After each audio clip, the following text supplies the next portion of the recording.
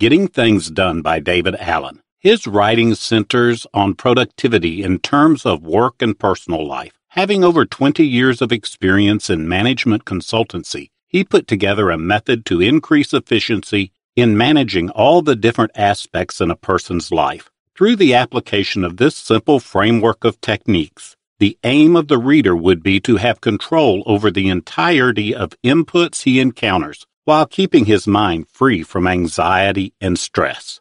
The method he discusses is based on the principle that the trivial, too significant things that occupy the mind impede productivity. These, therefore, must be placed elsewhere in a systematic way that is still easily accessible when needed. While the method he proposes, according to him, is common sense, it is not something that is commonly practiced. He mentions in his book that he wishes to see this method implemented widely in organizations and personal life. The author begins the first part by bringing light to the dilemma of people who have more than they can handle on their plates. This, he says, is due to the changes in the work environment and no new methods for handling them. Allen gives an overview of the method needed in handling the everyday commitments that must be addressed. These tasks must be put through 5 stages that are done to free the mind and make progress on work. For more complicated tasks that take more than simple actions, the author then describes another set of phases to get things done. According to him, these are processes that the brain naturally does whether consciously or subconsciously. The following part of the book discusses the method in detail. It begins on how to set up the workspace needed to start the application of his techniques. He then goes into the method of collecting inputs, where he stresses the importance of putting things out of the mind to facilitate focus, as well as the scope of the things to be collected.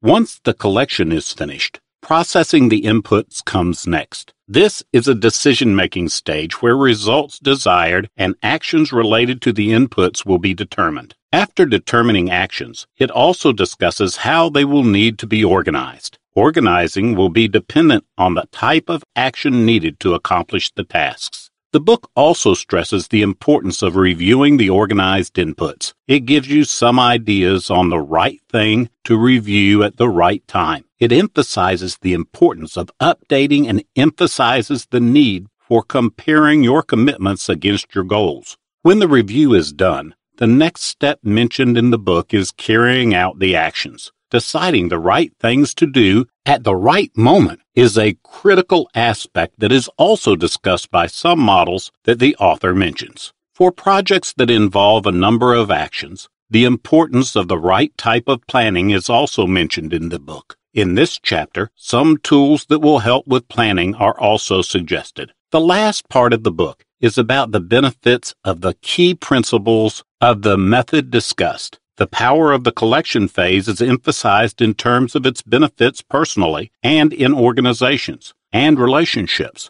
It is also the key factor that helps promote peace of the mind. Where the power of next action decisions lies is also discussed. Aside from being effective in its execution, the author mentions its benefits. The final chapter is about the importance of outcome focusing. It also mentions the relation between actions and visions. While these seem simple enough, there are a lot of details involved to implement this method. In order to know them and experience the peace of mind and productivity the method promises, please feel free to read on. The Art of Getting Things Done. A New Practice for a New Reality. The author opens this chapter by saying that an individual can have many things to do, but still be calm and level-headed. Although most thriving professionals may already know how to handle this, many people need to learn how to organize, how they manage the workload. In this book, the author says that the strategies he will mention are mostly commonsensical, but a lot of people would need to change much of their work habits to apply them. He says that the system is basically about compiling everything that has to be done and training yourself to decide the first steps to make in order to know what to do next. The chapter tackles the problem, the promise, the principle, and the process in terms of work. In the discussion, there is no distinction between tasks done for the person's job and tasks done for his personal life. The method is applicable in both cases. The problem: feeling that there are too much work and insufficient time to deal with it. The problem with work arises from a number of situations. The first reason that the author mentions is that work no longer has well-defined limitations. With physical work transforming to knowledge work, the work process is no longer as simple as plowing fields or packing boxes. The questions people face with work projects have no clear-cut answers, with no limits. More work is added to interdepartment communication and issues. Changing job descriptions is another reason for the work problem mentioned in the chapter. The tasks people now handle aren't what they were originally assigned to do. This is because companies keep morphing and expanding, and professionals now don't limit themselves to just one job path. Another contributor to the dilemma is the outdated tools for organizing. Notepads, planners, and to-do lists can no longer keep the tasks people need to do in a systematic manner. The author also mentions that looking at the big picture by focusing on end goals is no longer effective. The reasons are that there's too much daily work to focus on big things, fear that the goal may not be achieved, and stress that develops from such big goals. The promise. The promise centers on the mind-like water state of mind that martial artists and athletes undergo when they are in their best condition. He says that there is a state is likened to how water reacts when a pebble is thrown, with just the right amount of reaction. Overreaction or underreaction to things that need to be done does not end well. In terms of work, this is the state of feeling calm and highly concentrated while being efficient with tasks. He claims that the book can help a person enter this state of mind at will. The principle. The author mentions that the principle behind the stress felt by individuals comes from the open loops or thoughts that linger in the mind about things that need to be done or changed. It could go from simple to complicated tasks, such as replacing a sharpener, to addressing world starvation. In order to clear your mind, these must be dealt with. To deal with these open loops, the author says to put them out of your mind by way of a collection bucket. Next is to define what you must do to complete the task. Thirdly, organize them into a manner that you will always look into. To practice this, the author suggests jotting down something that's weighing most on your mind, like going on a vacation or a project. Next, write down what you want as an end result. Finally, write down the very first thing you have to do to get this result, like making a call or buying something. This simple process makes the task visible and seems doable. Thinking about end results makes it easier to identify work to be done. The author stresses the importance of keeping open loops out of your mind. This is because if these don't go into a system outside of your mind that you will always look at, these will continually bother your thoughts and waste your time and energy. Having these makes you feel that there are too many things you have to accomplish. The process.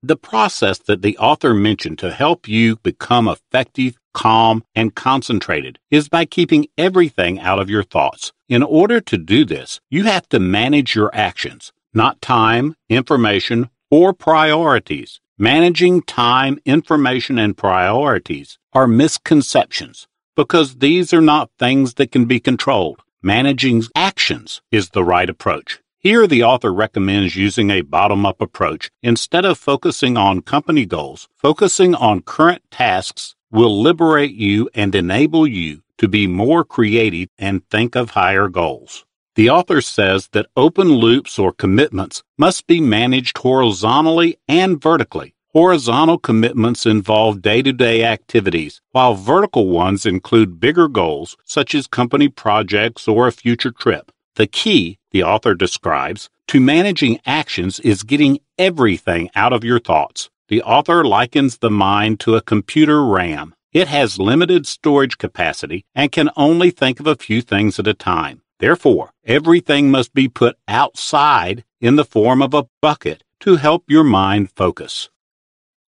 Getting control of your life, the 5 stages of mastering workflow. To manage the horizontal work done in life, the author enumerates the 5 stages to go through: collect, process, organize, review, and do. He says that each stage should be done well. He suggests, like how he does personally, to do one stage at a time. Collect. In the collection stage, it is important to collect everything. Anything that has a should must be represented and put in the collection bucket. It includes everything and anything that you feel should be changed or done.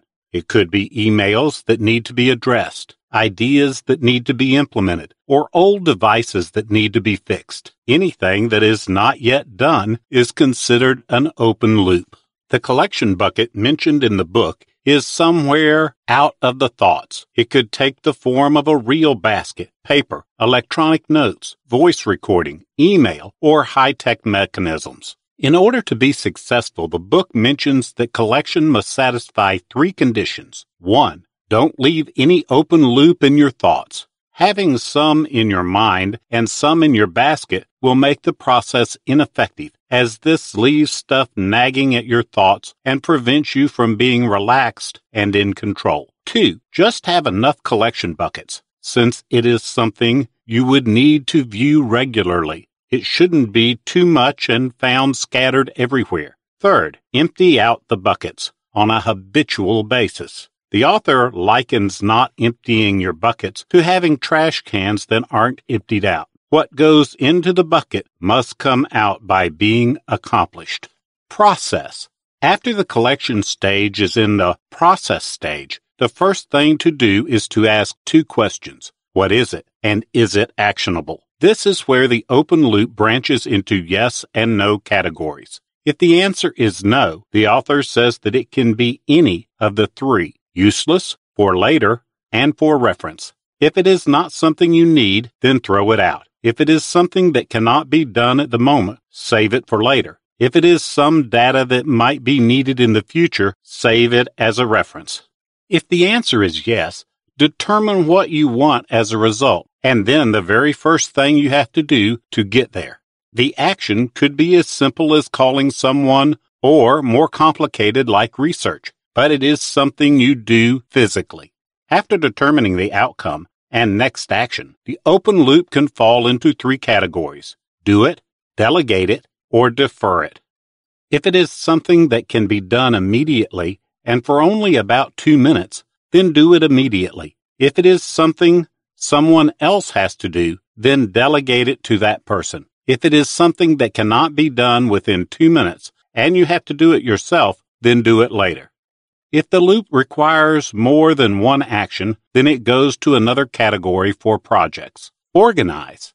In order to keep track of these loops with their corresponding actions, they must be organized into lists. The book says that loops that need more than one action must be put separately into a project list, in no particular order, since the projects usually need other supporting documents that contain information. These must be organized according to the topic and put away with your reference files. As long as you have a reference list, these can be easily accessed when needed. However, if the project you are working on needs these files many times and urgently, then it is best to keep them nearby. For open loops that don't fall into projects category, the author says to organize them into the calendar, next action, and waiting for lists.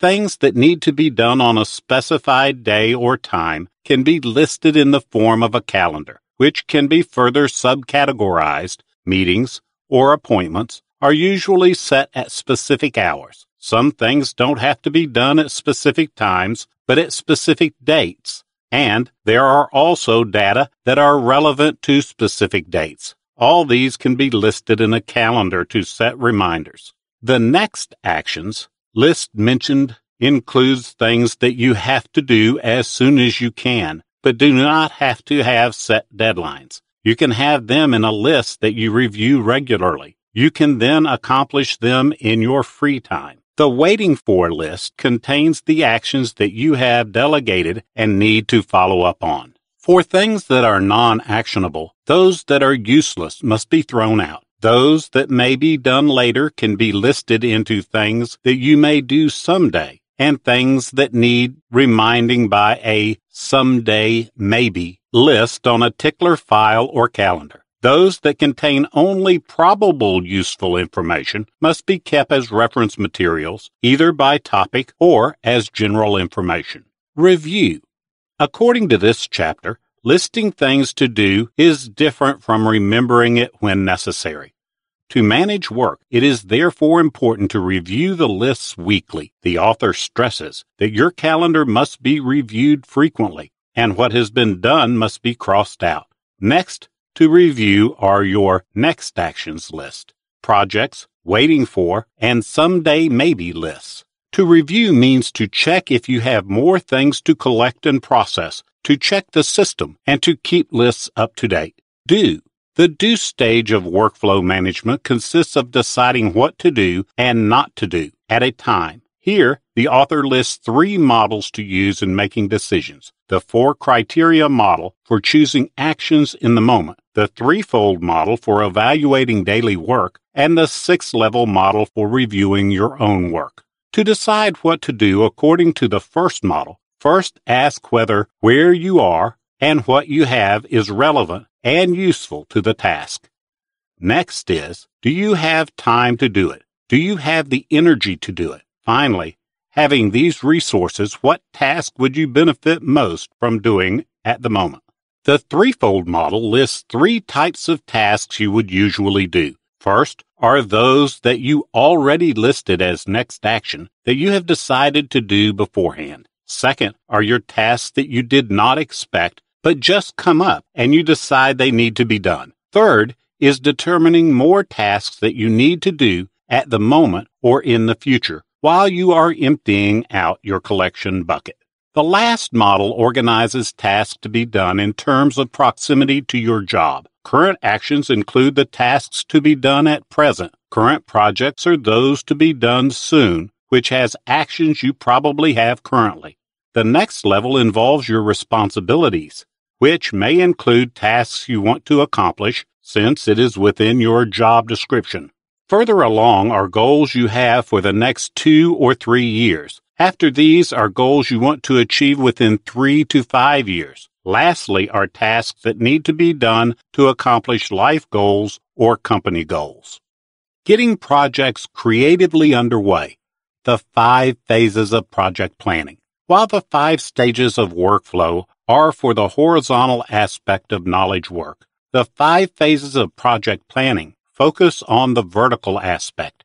In this chapter, the author focuses on the natural method of planning, which is following how your brain naturally plans things. But first, he mentions the other 2 methods, which are the unnatural and reactive methods. The unnatural planning the author mentions is what is usually done in organizations. Managers would usually ask for good ideas during meetings before asking for any ideas at all or defining what is the purpose of the plan. This is also observed when asked to make outlines before writing reports and defining objectives that are not followed through. The reactive method is when people don't plan at all and just act. Later, they realize their need to organize but fail and end up needing to think of plans. In the end, they end up questioning what they are doing things for. This is the opposite of the natural way of planning. The natural method is patterned on how the brain actually plans. Although you may not be conscious about it, your brain actually goes through 5 stages of planning in most activities that you do. It determines a purpose and sets principles, envisions a result, brainstorms, organizes thoughts, and then identifies the actions that should follow. Defining purpose and principles. The first step in the planning process is defining a purpose for an action or a project. The author explains the whole process through a dinner example. Why would you go to dinner? Is it because you are hungry or because you want to spend time with someone? Having a purpose has a number of benefits, including a definition of success, a standard for making decisions, alignment of resources, motivation, focus, and additional options. Side by side with purpose is principle. According to the author, an example is setting a standard of behavior that others need to follow while doing the project, or rules that must be followed. Stress follows when principles aren't met. In the dinner example, it defines what standards you are looking for, like the price and the service of the food. Outcome visioning. The next step is envisioning the result of your project and visualizing what success would look like. You could imagine being in the restaurant with people you want to be with a good atmosphere. Visualizing results would give the focus that the author says would generate more ideas. Just like how the eyes would see all the red colors in the surroundings by just focusing on one red color, and how an optometrist would see people who wear glasses in the room among so many people. Brainstorming. The third step in natural planning is brainstorming. When you think about a dinner, many things would pop into your head, such as the weather, what to wear, and so on. Just as the brain thinks randomly, planning would also be random, and at this point, what must be done is to capture all of these ideas. Here, the author talks about mind mapping by Tony Buzan. In this method, the basic idea is the center and related ideas are branched out around it. He says that an advantage of writing out the ideas is you can come up with more ideas while looking at what you have written. This is called distributed cognition. To make brainstorming possible, the chapter says to let ideas come without evaluating or criticizing. At this stage, the more ideas the better, and analyzing must be saved for later. Organizing. After brainstorming is the organizing phase. In a dinner scenario, this is where you think about the sequence of events that will happen. When all ideas are mapped out, you will be able to see the connections and categorize them. Apart from this, the author says that while in the middle of organizing, you may spot other details that have been left out. In order to organize thoughts, first, the important details must be picked out. These must then be categorized in terms of parts, sequences, and importance. Further details must then be provided. Identifying next actions. The last phase in planning is deciding on the next action. It could be calling the restaurant to make a reservation in the dinner scenario. In a project plan, there are two things enumerated that need next action decisions. Next action for moving parts, and next action for plans. In projects, there are many aspects involved that can be done at the same time. Each of these parts may progress by determining the next actions to take for each one. There are, however, aspects that depend on another action being done first before moving on. There's also next action for plans, when more planning is needed. The author suggests planning until you can get the project out of your thoughts. If there are unclear things, insufficient action, or other problems along the way, then brainstorming, envisioning, and other phases must be revisited. Practicing stress-free productivity. Getting started. Setting up the time, space, and tools. After discussing the concept of the management workflow in this book, the author proceeds to discuss its implementation from here. At the beginning of this chapter, the author talks about tricks. These, he mentions, are things set up by the smart part of your brain to make the not-so-smart part do something. He gives an example of when you put something that you need to bring to work at the front door the night before. You do this knowing you might forget to bring it. Setting aside the time. In order to begin executing the methods mentioned in the book, the author says to first set up a work area. It may take around 2 days to do this because of the many open loops that need to be collected and put through the stages. He writes that it has to be done on a free day to avoid disturbance, like on weekends. To make sure you have the energy to do it, it cannot be done after work. Setting up the space. Apart from setting aside time, you would need a physical workspace. If you work at home, you can set it up there. If you go to an office, you need to set up space, both at work and at home. Basically, what you need is a writing surface and the collection buckets. If you're usually on the move, it would be good to bring some tools in case you have free time to work on some tasks. It is essential as well, according to the author, to have your own workspace to yourself and not share it with others. Getting the tools you need. To implement the method, you would also need some processing tools. If you are just starting, the author enumerates some of the basic tools you will need. At least 3 trays to put paper in, letter-sized paper, pen, clips, and binders, sticky notes, adhesive tape, stapler, automatic labeler, folders, elastic bands, calendar, and trash can. In order to manage all the information you are going to collect, the question of whether you need an organizer or not also comes up in this chapter. The author says it depends on how you will manage the lists best. If having an organizer will help, then you can go for the old-school way of file folders or planners, or you can go high-tech with a gadget or computer. Filing system. One aspect of a filing system mentioned in the book is the general reference files. Having a good system for this, the author says, is important. General reference can include just about any information, whether interesting or informative, that does not go into the filing system you have according to topics related to work. The author suggests having a filing system in order to organize information. Here are some guidelines that he listed to help with easier filing. Keep it near you and within reach. Use only one system type, such as an alphabetic filing system. Keep new folders in stock for new files. Don't let your drawers become too full to ease pulling folders out. Use an automatic labeler. Use good quality filing cabinets to make filing smoother.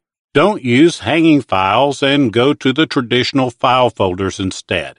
If you still have to use hanging files, then label the folders themselves. Put just one folder on each hanger and stock on new folders and hangers. Do house cleaning every year by throwing away files you don't need anymore. In setting up your workspace, the author stresses that you need to set aside the commitment-free time for it. Focus on setting up your workspace. Collection. Corralling your stuff. Starting with the workflow management process comes after setting up the workspace. As mentioned in the previous chapters, collecting all the open loops or stuff is the first step in order to be stress-free and in control. To collect these, you need to put them in your in bucket. The author mentioned that most of his clients take about 6 hours or more to do this. Mentioned here are reasons why it is important to capture 100% out of your mind. 1. It is good to have an idea of how many things have to be done. 2. It gives you a view of where you need to go. And 3. It frees your mind of distractions during the next phases. The author divides this collection process into 2, physical and mental gathering. Physical gathering. Physical gathering is done by scanning your surroundings for things that are out of place and need changing. To know whether it should be in your in bucket, Alan lists things that should be out of it. Things you use as supplies frequently, like paper, batteries, tissue paper, and other personal effects go out of your bucket and can stay where they are. Your reference materials, such as instructional manuals, contact lists, encyclopedias, and other books, don't need to go in either. Decorations, art pieces, plaques, furniture, and other equipment can also stay where they are. However, if these things do need changing or organizing, like in the case of outdated magazines or messy supply drawers, they also need to go in your in bucket. Collecting issues. In the process of your collection, the author mentions some issues that may arise and how to deal with them. If the stuff is too big to fit into your bucket, write about it on paper and put a date on it. If there's too much to fit, you can place them around the bucket in the meantime until they are cleared out. Throw away things that are obviously trash instantly. If you're unsure, put it in the in bucket and then decide later. Don't get caught up in purging and organizing too much and for too long. If there's too much to clean out, do it by batch. If you have existing systems and lists in place, it would be better to reorganize them into the new system. If there's something you remember that you have to do urgently, do it first. If it can be done later, put it in the bucket. If you don't want it to get buried in the stack, you can place a reminder somewhere as urgent. If you are unsure where to begin gathering, the author lists places where you can look. The first area is your desk. Go through your mail, cards, and notes from one end of your desk to another. Then go over your drawers and check for things to organize or change there. Assess whether things on countertops and cabinets need to be organized as well, and determine if they need to be acted upon or filed away. Also, check inside cabinets, the shelves, on bulletin boards, floors and walls, equipment, furniture, and fixtures. Check everywhere, even though the locations may seem unimportant. Mental gathering. Once you're done with physical gathering, you can now move on to mental gathering or mind sweep. This is the time to scan your mind of any idea, project, or thing that occupies it, whether big or small. Write them down on separate sheets of paper.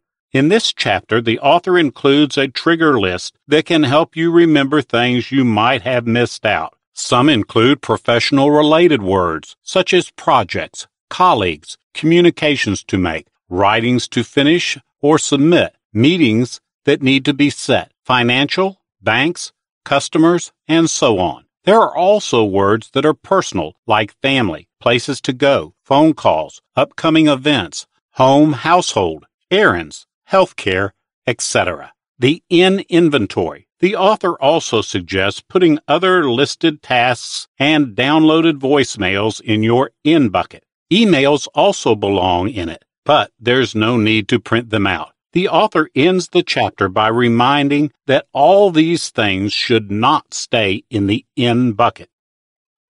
Processing, getting in to empty.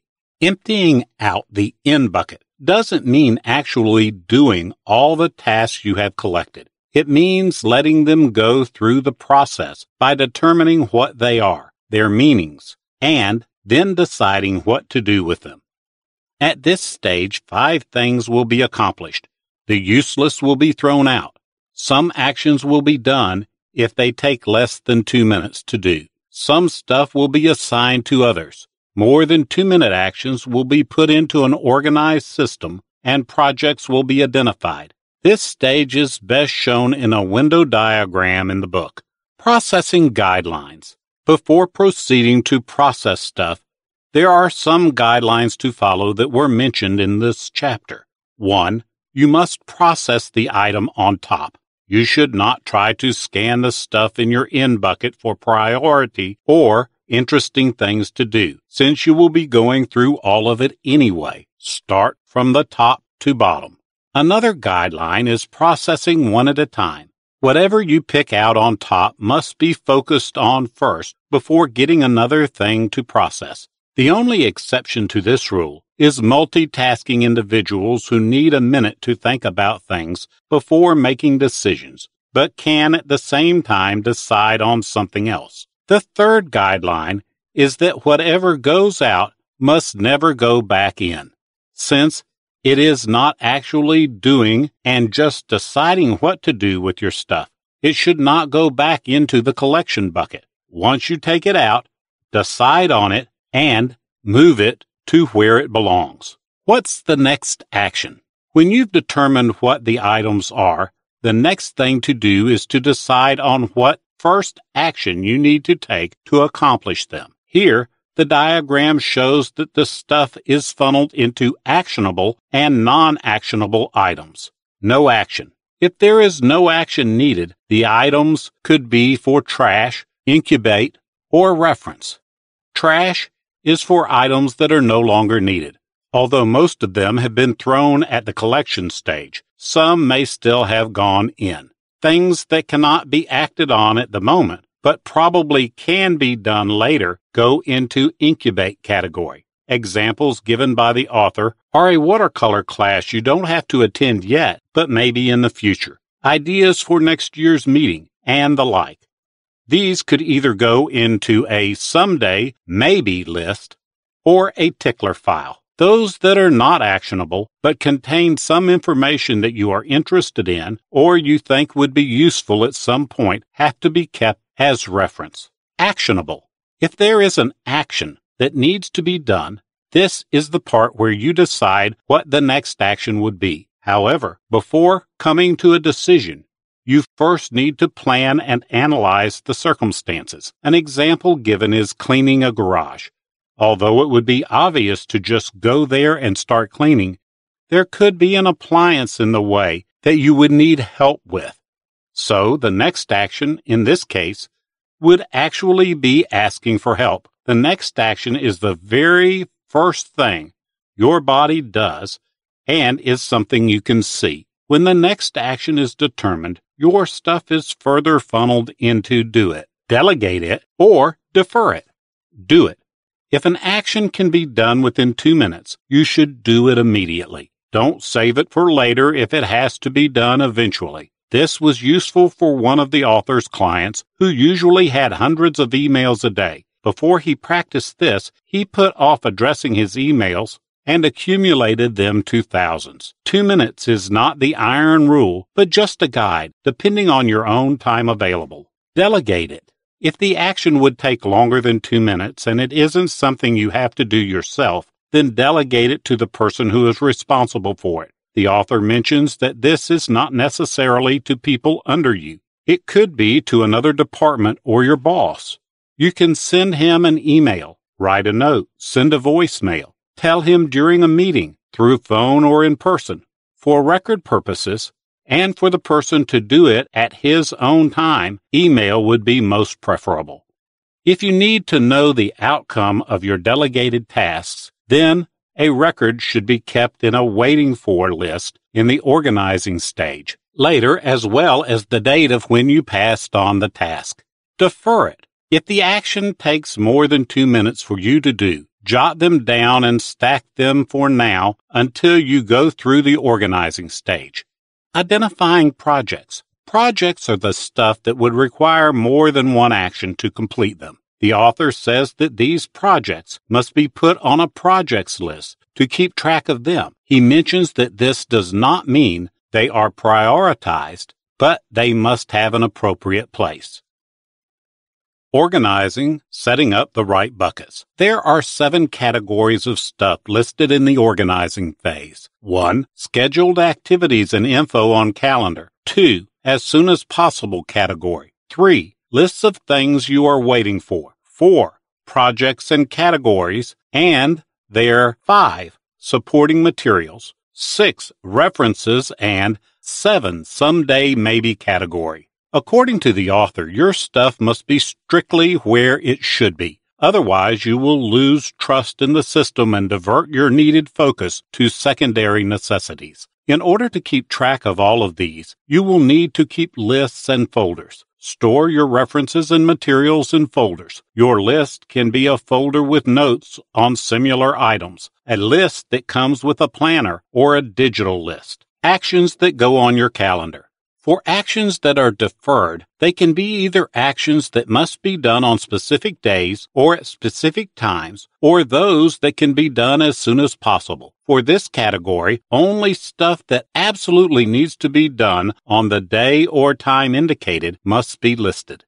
It is something that you just want to do on a specific day, but can be moved to other days, then this is not where to put it. As soon as possible actions. For actions that must be done when you have the time, they must go into the next action or as soon as possible list. Some people have a lot, while others have a few, and one list can accommodate all of their needed actions. For those that have too much for one list, the author suggests categorizing them by context. He mentions some common contexts next. Actions can be under calls, at computer, errands, office, home, agendas, and read review. Waiting for list. Actions that needed to be done by others but have results that you need will go to a waiting for list. The author mentions that items in the list of next action and waiting for can go from one list to another and back. Since the three mentioned lists are about action-based commitments, the author inserts that in order to set a reminder for such actions, some of the things themselves could serve as reminders. This is true for tasks that are paper-based, like magazines to read and bills to pay. Tasks that are email-based also fall into these things. For emails, that authors suggest creating different folders for the emails based on the task you need to do for them, such as waiting for or action folders. Project lists.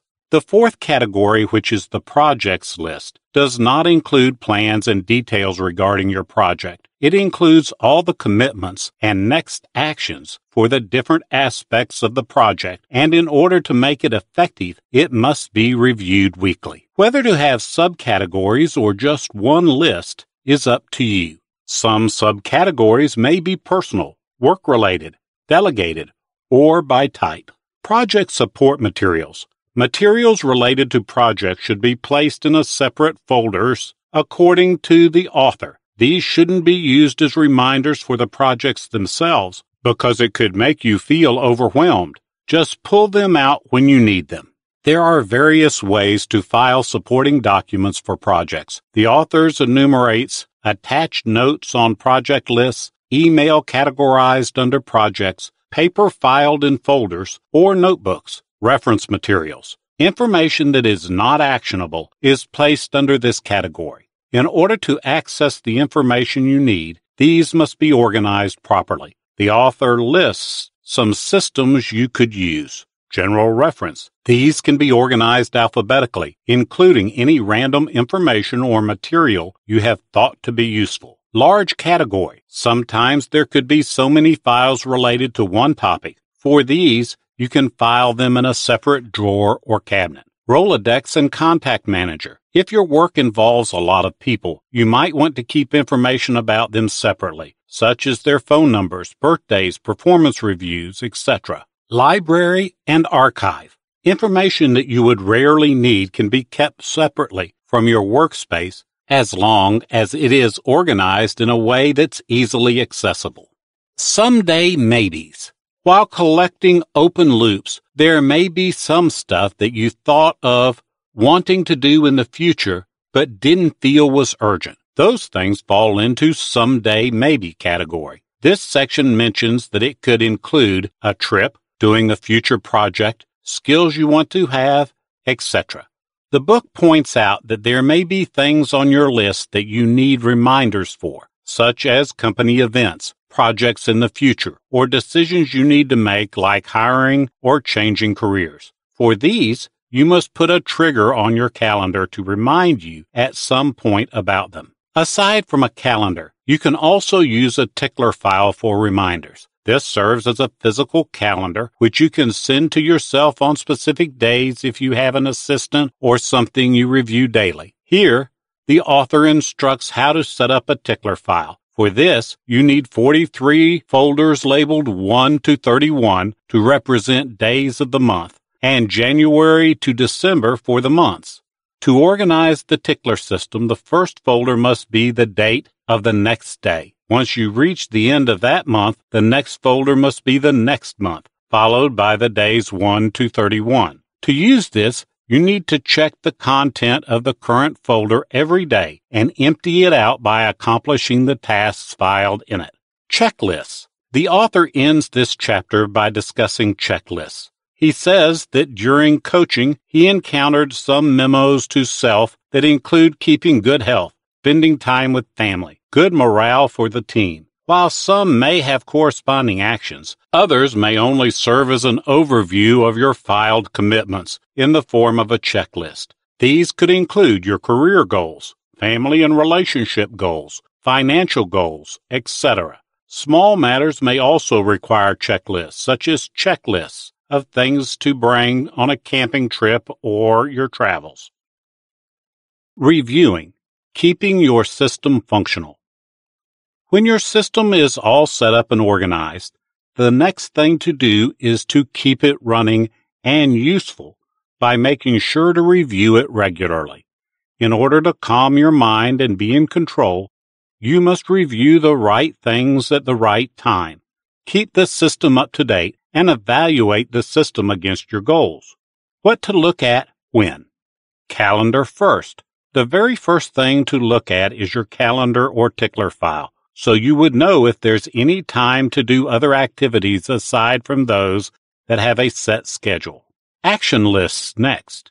The next thing to look at is your next actions list to scan for things that you could do with the time available. Review in the right context. Given your location and circumstance, you might want to review lists and relate to your boss or your spouse when you are with either one of them. Updating your system. In order for the system to work, the author says that it must be trustworthy. In order for it to be so, it must be up to date. This can be done weekly by doing the following. Collect whatever additional stuff has fallen onto your lap and put it in the in bucket. Process your notes that have accumulated. Check your calendar for previous tasks that have not been accomplished and reschedule them. Check future engagements on your calendar. Write down any newly formed open loops in your mind. Check your projects list if all have next actions determined. Review your next actions list and cross out those that have been accomplished. Update your waiting for list. Look at your checklists. See if there are items in the someday maybe list that can be put into circulation. Check your supporting materials for needed actions. Think about new things that you may do. The author suggests doing your review on Friday afternoons so the weekly stuff may still be fresh on your mind. You can talk to your colleagues if you need them for something, and your mind can be clear for your weekend break. The bigger picture reviews. Sometimes the book mentions there is also a need to evaluate your work against your life goals and objectives. You can ask yourself what you should do in the long term and make decisions based on these. Doing. Making the best action choices. In choosing what action to do first, the author says to trust your intuition. In the 9th chapter of the book, he enumerates 3 models to help out in decision-making. These are formulated using a bottom-up approach. 4 criteria model for choosing actions in the moment. In deciding what to do in the now, there are 4 criteria to consider in an orderly fashion: context, available time, available energy, and priority. 1. Context.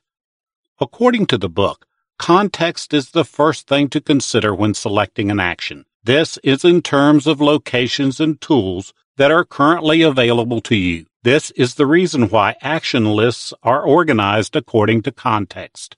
2.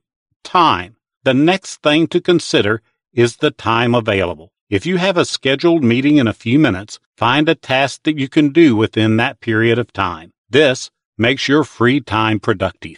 3. Energy. The third consideration is your energy level. Doing a strenuous task at the end of a tiring day would not be advisable. However, not doing anything would not be good either. Therefore, the author suggests doing things that would require low energy, like casual reading, data entry, or even just tending your plants. 4. Priority. The last consideration in choosing what to do is priority. Which among the things to do should be done? This depends on your goals and what you value. Threefold model for evaluating daily work. The threefold model, the author writes, categorizes the type of work you do during the day. Doing work that comes from your action lists. Working on tasks that show up and were originally not in the plan. Processing new stuff that came into your collection bucket. A problem the author points out comes when there are too many unexpected tasks that show up during the day. Focusing on this extra work will prevent you from doing your predefined tasks and could cause anxiety and stress. However, this stress, according to him, comes from being unaware of the predefined work that you are not doing. So to prevent this situation, you have to keep reviewing your work and decide what has to be done first and what can be done later. According to your intuition, you can assess whether the extra work that comes has to be done before or after you're done with the planned work. You can then adjust to doing your work according to the time left in between tasks. 6-level model for reviewing your own work. The 6 levels in the third model list your priorities in terms of altitude, from top to bottom. This model lets you evaluate if what you are doing aligns with your priorities in another sequence. It helps you determine what you will have to do to achieve your goals. An example is, if your work is not going to get you to where you want to be in the next 5 years, then you should reconsider. 50,000 plus feet, life. 40,000 plus feet, 3 to 5 year vision. 30,000 plus feet, 1 to 2 year goals. 20,000 plus feet, areas of responsibility. 10,000 plus feet, current projects. Runway, current actions. While the life goal is the most important, the author suggests taking a bottom-up approach to avoid frustration and to have flexibility. First, focus on the open loops you have collected, and when you get used to doing this and feel more in control, you can handle projects with greater ease. Your current job, whether at work or personal, will determine your areas of responsibility. To be in control of this, you need to define the areas you need to focus on that may show projects you need to be doing. You can then assess where your path is going in the higher levels and if there is a need to change your current tasks or do certain projects to align with your goals. Getting projects under control goes vertically into methods and tips for project planning. Importance of informal planning. At the beginning of this chapter, the author goes into the importance of informal planning. According to him, although there are formal ways of planning, they are very complex and can cause some resistance. On the other hand, informal planning fosters creativity. Projects that need planning are those that you are unsure about the next action to take, as well as those that you had an idea about at random. In an informal planning setting, the author lists some common steps that you can use in your own way if you are not sure what the next action would be. These are brainstorming, organizing the related materials, setting up meetings with people who can help, and info gathering. Sometimes random ideas pop up when you are in places unrelated to the project. If these ideas are next actions to do, then include them in your next actions list. If not, then jot them down so as not to forget them. Tools and structures for project thinking. Informal planning ideas may come at random, so some things are needed to record them. Thinking tools. Some tools facilitate thinking. The author shares that he gets good ideas while playing with his organizer. He says that this can help you focus. Writing instruments. Pens, paper, boards, and computers are tools you can use to record your ideas when they come up. Support structures. Your ideas must be captured and organized by way of support structures. These are a general reference filing system and software tools. The author lists software tools that may help. Digital outlining software that can provide hierarchical outlines. Applications for brainstorming. Applications for project plans. Digital notes. The power of the key principles. The power of the collection habits. The author says that there is more benefit to the simple methods he discussed in the book. Apart from emptying your mind to be able to focus and be relaxed, it will improve people's perception of you when you keep accomplishing the commitments related to them. Personal benefits. According to the author, most of those people he coached felt good and bad at the same time about the collection phase. Both feelings of anxiety and relaxation were experienced. He says that this is not because there's an overwhelming volume of things to do, but because you lose trust in yourself when you break the commitment with yourself to do the things you have collected. In order to prevent this, the author says to do one of the following with your commitments. Don't make them. Learn to say no. Only take up commitments that you know you need or really want to do. Complete it.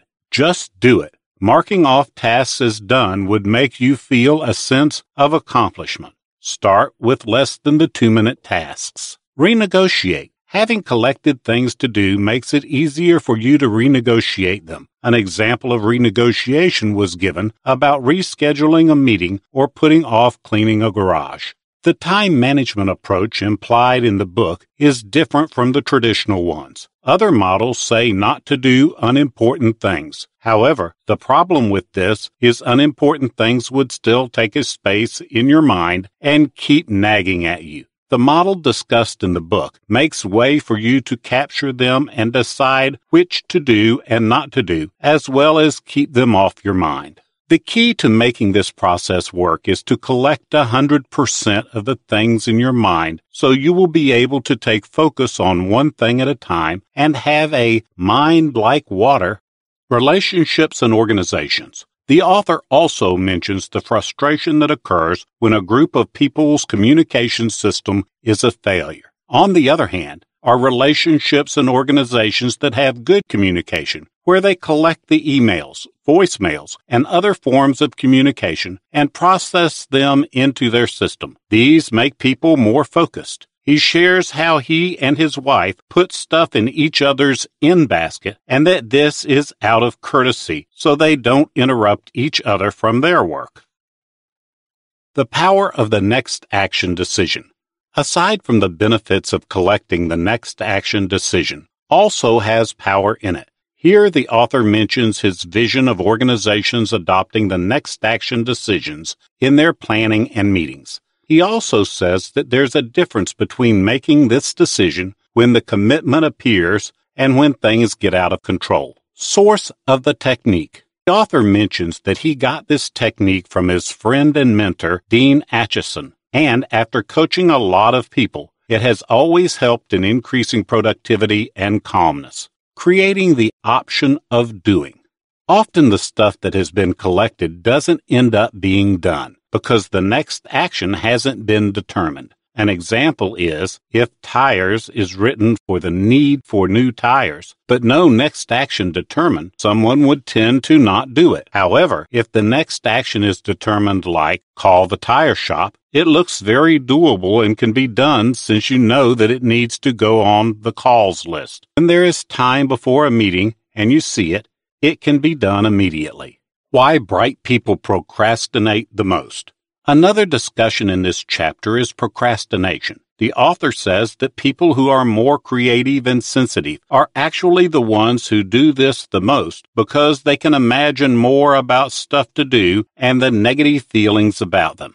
The solution the author offers is to dumb down the brain by thinking of something simple. What is the next action? Determining the next physical action makes commitments look very doable. The value of a next action decision-making standard. Implementing the next action decision-making method gives several benefits listed here. Clarity. Meetings that end with next action decisions make things clear about what really has to be done, who has to do it, and when it has to be done in order to move forward. Accountability. Defining the next action and who needs to do it also defines who should be responsible and accountable for the progression of the task. Productivity. Knowledge of what the next action should be and seeing it as something doable also enables them to be done as soon as possible, thereby increasing productivity. Empowerment. Being able to make progress on tasks and projects increases your confidence and self-esteem and positive attitude. It makes you feel you can accomplish things, and you eventually do just that. The power of outcome focusing. Since studies have been conducted to show how imagination can create changes, the author wanted to find out if it could help people achieve what they want to happen, and to him, it proved to be useful without a doubt. He shares how people who applied the methods described in the book get better careers. It improves focus and ability to execute actions to achieve desired results. Significance of outcome thinking. As these are all related, the benefits are also the same when applied, and they cannot be achieved when one is missing. Without knowing what result you want to achieve, you cannot determine what next action to take. Conversely, you cannot achieve what you want unless you determine what to do. A friend of the author said that only two problems in life exist: not knowing what you want and not knowing how to get what you want. The solution, according to the author, is to decide what you want and make it happen. Magic of mastering the mundane. He also shares how his clients wonder how he can stay with them for hours with boring tasks. However, according to him, he finds pleasure in this and thinking how it could change their lives. He also learns things while asking simple questions. Accomplishing simple things will bring unexpected positive results. The power of natural planning. According to the feedback he received from his clients, the application of the natural method of planning in their meetings and discussions showed positive results. This, he says, just confirms the following: the natural way of thinking is an effective way to get things done. A positive organizational culture. The feedback he receives also indicates that just following the simple principles in the book has resulted in fast and easy execution. When multiple questions in the meeting rooms change to the basic why to do it, what would it look like, and how to start, more things are done quickly and people become empowered. Progress from simple tasks to collecting and processing of in buckets show in the organization as a whole, and productivity rises.